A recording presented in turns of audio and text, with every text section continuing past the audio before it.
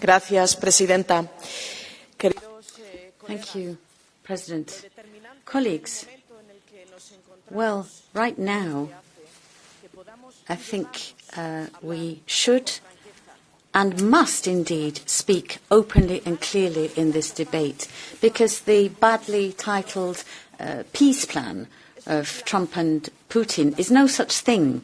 It's a plan for capitulation which betrays our values, a document cooked up on the back of Ukraine and the European Union, which tramples underfoot sovereignty, independence and the territorial integrity of a country. It recognises the right of conquest, it consecrates the law of force, and it converts multilateralism into an empty trinket.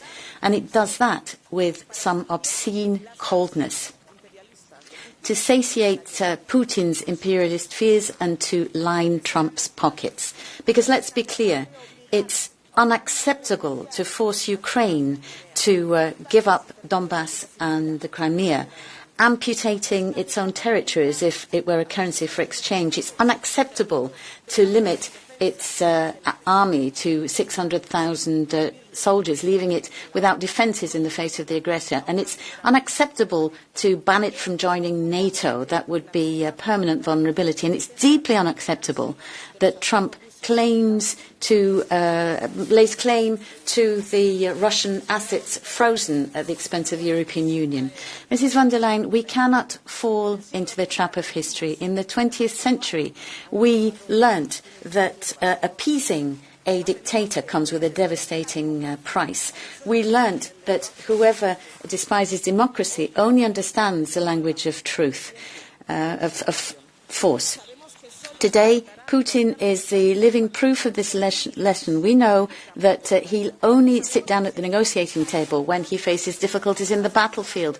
And we know that allowing Ukraine to fall will be opening the door to new aggression, expansionism which will never end. We also knew that Trump would abandon Ukraine. He hinted at it, he announced it, and now he's doing it. And that's why the European Union has to stand firm. For 2 years, we have been calling to be able to use the frozen Russian assets in order to finance a reparations loan to allow Ukraine to reconstruct and strengthen its defence. 2 years waiting for the Commission, 2 years for the Council, 2 years of inaction which allowed Trump to come across as owning those resources, which can only belong to the aggressed, the Ukrainian people. And I hope that, Mrs. von der Leyen, you can accept that this is unacceptable. That's why we need a clear proposal. And it's also the time to say another uncomfortable truth. How can a country actually exercise its legitimate defence if we don't allow it to respond to the attacks destroying its schools, hospitals, housing and power plants? We give them weapons, but we are not allowing them to use them from where Putin is launching his missiles and drones. It's a contradiction. We have to end that right now. And our response, therefore, has to be to strengthen sanctions, including bans on importing Russian oil in January and gas by the end of 2026.